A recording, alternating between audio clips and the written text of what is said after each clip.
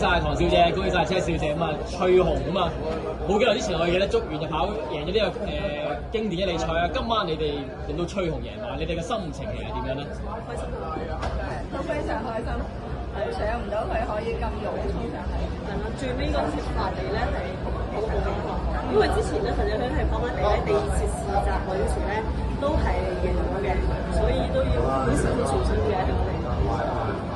之前喺沙田咧，其實佢有即係幾次都交出嗰啲走勢，但係就好似爭即係總係同後馬好似擦身而過咁。其實阿廖康明喺賽前你哋即係解釋過嘅，佢喺田草或者谷草嘅性能又係點樣咧？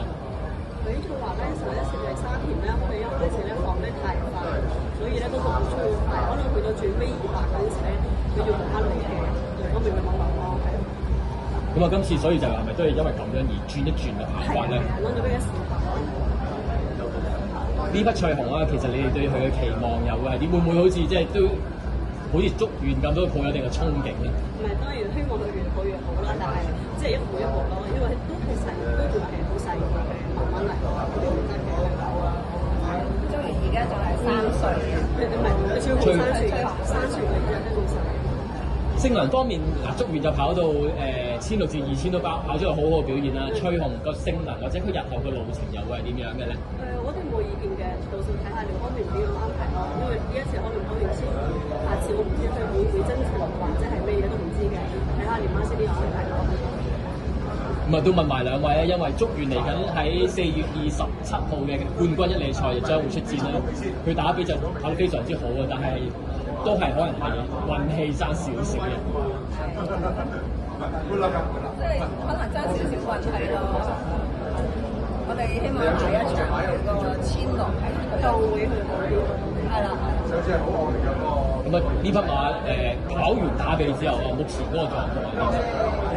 即係受成跑完係好好嘅，跟住要翻去第2日試嘢咧，都係好好。即係可能跑完翻嚟嗰一日咧就好攰嘅，但係第2日朝頭早咧，咁佢就話咧 OK 我就試咧俾啲嗰啲咧就全部都試晒嘅。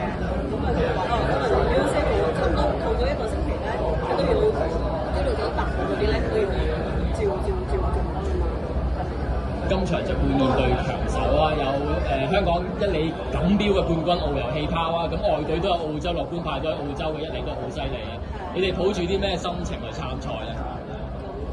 你跑過真係都唔知嘅，平常心咯。係咯，你跑過真係都係好強對手。我哋面對咁即係國家級嘅騎師，係啦，我哋都要加我唔係好擔心咯，睇自己靠自己啫嘛，祝願波都係自己靠自己嘅，所以唔需要太擔心。